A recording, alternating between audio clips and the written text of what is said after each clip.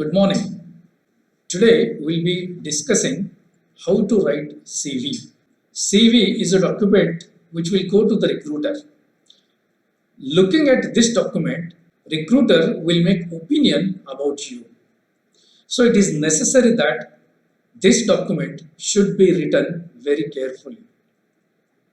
As this document is going to make opinion about you, this document should contain your strengths, your potential, your skills, and your abilities.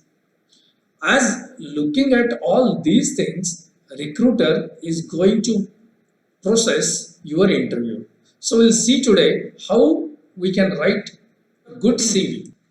This particular video I have mentioned or tagged as sell yourself, because you are going to sell yourself with your abilities and capabilities. So let us see in detail how to write CV.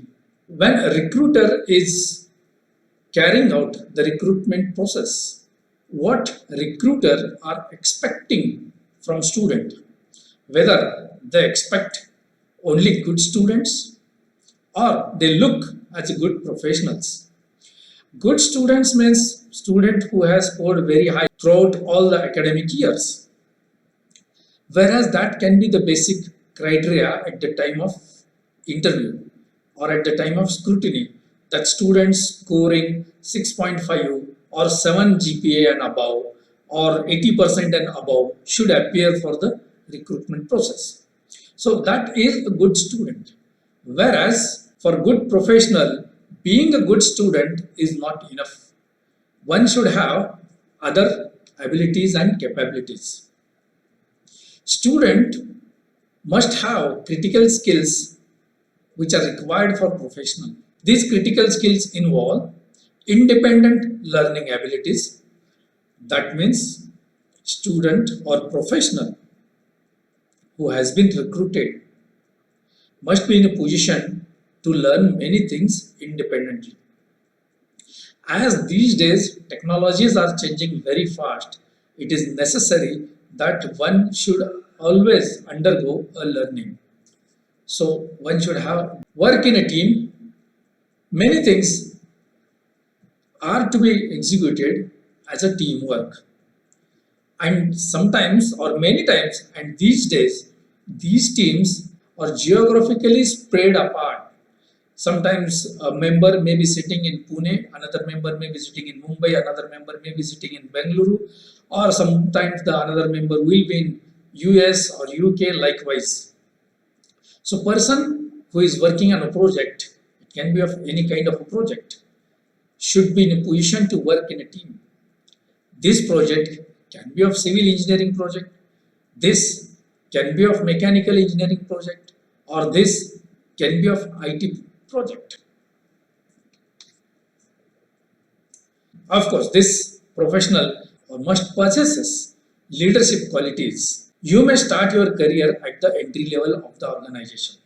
As you are advancing in career, you must have ability to become a leader. You should be in a position to lead a team and work for organization as a leader. This is another expectation from the organization, that one should have ability to innovate. See, doing routine work, many people will be in a position to do. But doing the things innovatively and innovating new things is also important. So organizations are looking for ability to innovate. And of course, one should be loyal to the company. This loyalty doesn't mean that person should work with the company for a number of years. Whereas person who is working for the company should put his all talent, capabilities in effective way, such that it will helpful for organization to grow and expand. So when working in a company should contribute with devotion and dedication. We'll see these terminologies.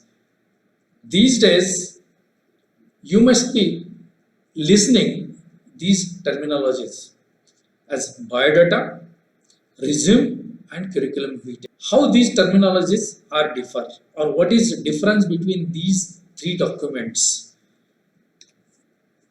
Let us see first what is biodata. Biodata contains more of personal information than professional. Usually, it's like your date of birth, religion, gender, nationality, residence, marital status, and your family background, and your educational information. All these things are mentioned in biodata. It's very little mention about your professional expertise or about your career goals are mentioned in biodata. Whereas, if you look at the another document resume, which will mention that your career path.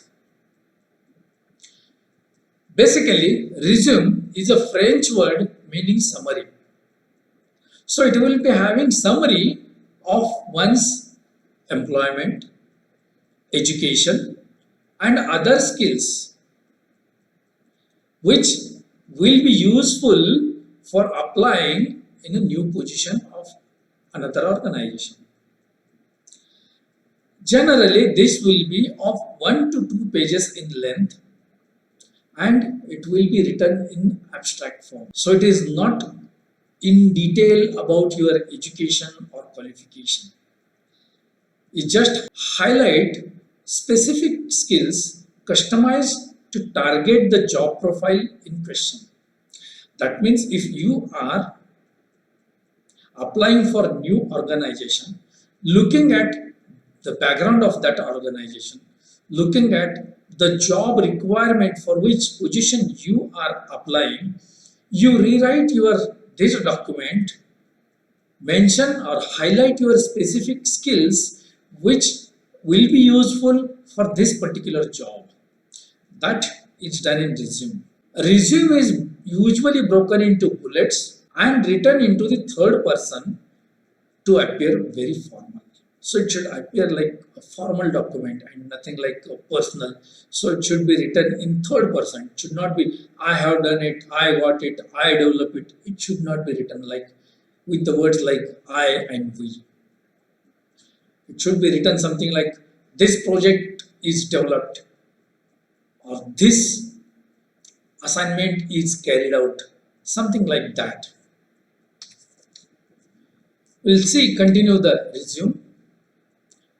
A good resume starts with brief summary of qualifications, followed by area of strength or industry expertise in keywords, followed by professional experience in reverse chronological order. So as we have seen that resume can be customized for a particular job profile. So you should summarize it.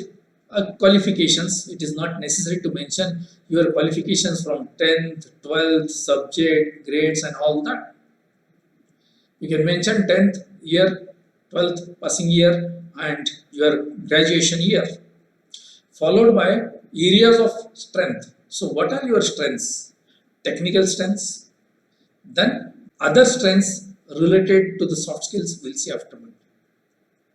Then industry expertise in keywords. So what you developed, what you contributed, that in terms of keywords, followed by professional experience in reverse chronological order.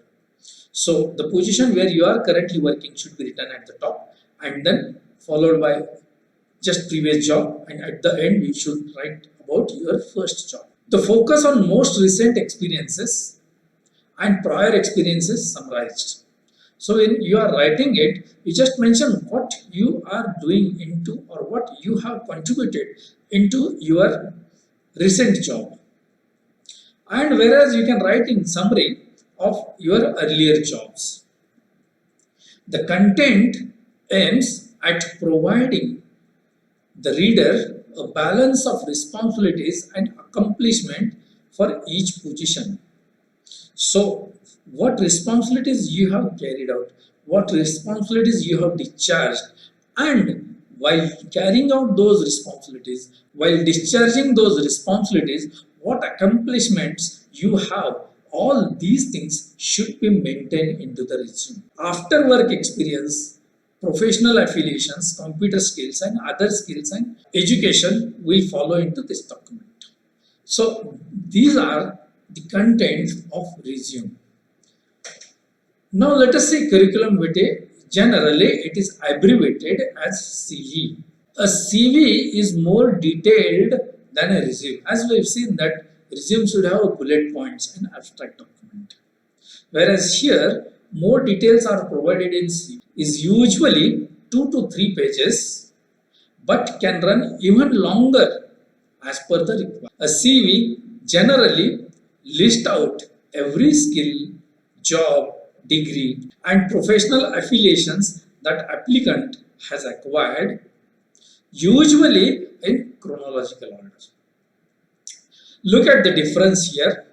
In CV, we are mentioning it in chronological order, whereas in resume, we are mentioning it in reverse chronological order. In resume, the focus was given only for recent job, your responsibilities and accomplishment. Whereas in CV, you write details of your every job. A CV displays general talent rather than a specific skill for any specific position. As we have seen that the resume is to be written for a specific job profile, highlighting your specific skills required for that job profile. Whereas here, CV displays general talent. So whatever all capacities, capabilities, abilities you have should be mentioned in CV. So CV is to be written for a specific organization or multiple organization. Here you can write a CV for a specific organization, or you can develop your CV for submitting it in multiple organizations. So far, we have seen what is biodata, resume, and curriculum vitae, and how these three terminologies are differ from each other. In the next video, we'll see what are different types of the CV layout. Basically, there are two types of the CV layout. One is a content layout, another is a visual layout. We'll see these things in detail in next video.